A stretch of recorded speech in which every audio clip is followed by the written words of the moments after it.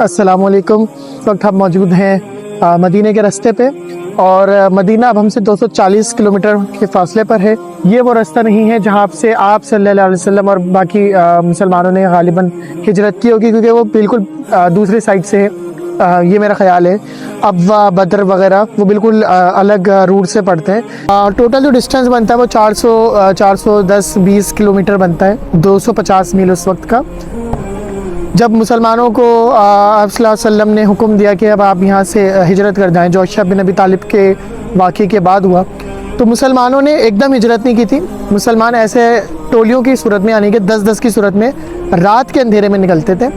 रात के अंधेरे में वो निकलते थे और फिर मतलब इस तरह निकलते थे कि मक्के वालों को शक ना हो। अपने सब जो सामान वगैरह है वो वहीं पे छोड़ के, और उन्होंने जो सफ़र तय किया वो पैदल सफ़र तय किया था।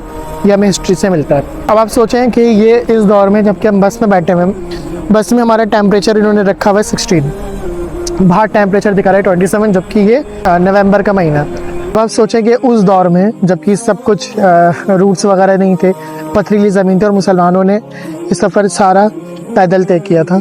इसी सफ़र से जो है मुसलमानों का सन हिजरी स्टार्ट होता है। मुसलमान जो हम लोग फॉलो करते हैं कैलेंडर, वो हज़रत उमर बिन ख़त्ताब के दौर में हुआ था बेसिकली स्टार्ट, लेकिन हिजरी से उसको कनेक्ट रखा हुआ है। हिजरी सन जो हम लोग का चलते हैं वो हिजरत के से चलता है। और इसके बाद बाकायदा तौर पर एक इस्लामी रियासत कायम हुई थी मदीने में। आप सल्लल्लाहु अलैहि वसल्लम ने बिल्कुल एक इस्लामी रियासत का तसव्वुर दिया था, और मक्के के लोगों को ये लगता था कि मुसलमान हम पर डिपेंडेंट रहेंगे, तो ये भी तसव्वुर ख़त्म हुआ था। और मुसलमान इतनी कम तादाद में होने के बावजूद विदाउट एनी रिसोर्सेज उन्होंने अपनी एक रियासत इस्टेब्लिश की, और पूरी दुनिया में आज वो मुसलमान जो टोलियों की सूरत में निकले थे, आज वो मुसलमान अरबों की सूरत में पूरी दुनिया में है। अब मैं वापस बस में जाकर बैठ रहा हूँ, बस पीछे इंतज़ार कर रही है। और यूँ 6 घंटे की मुसाफत के बाद हम शहर सरकार दो आलम सल्लल्लाहु अलैहि वसल्लम यानी मदीने शरीफ में दाखिल हुए। अपने होटल में चेक इन करके हमने आधा 1 घंटा आराम किया, कपड़े बदल कर और बावजू होकर बेकरारी की कैफियत में अपने होटल से बाहर उस सिमत में चल दिए जहां आप सल्लल्लाहु अलैहि वसल्लम और उनके आलो असहाब आराम फरमा रहे हैं।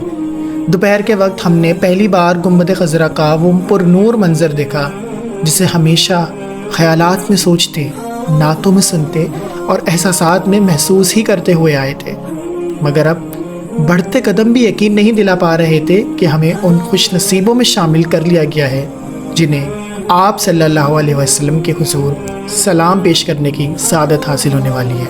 मेरे कदम ये सोच कर लरज़ रहे थे कि आज ये जदीद आराइश से आरास्ता मस्जिद 1400 साल पहले एक ऐसी बस्ती थी जिसे मेरे नबी सल्लल्लाहु अलैहि वसल्लम ने अपने मुबारक कदम से आबाद किया।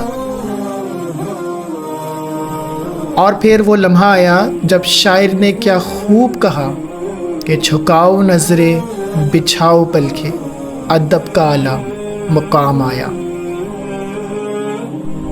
खुशकिस्मती से अल्लाह ताला ने हमें रियाजुल जन्नह में नमाज़ पढ़ने का शर्फ अता किया। रियाजुल जन्नह के मुतालिक आप सल्लल्लाहु अलैहि वसल्लम ने फरमाया था कि मेरे मेंबर से मेरे घर के दरमियान तक का जो हिस्सा है ये जन्नत का एक टुकड़ा है, और जो यहाँ पर 2 रकत नफिल नमाज अदा कर लेता है उसने गोया जन्नत में नमाज अदा कर ली।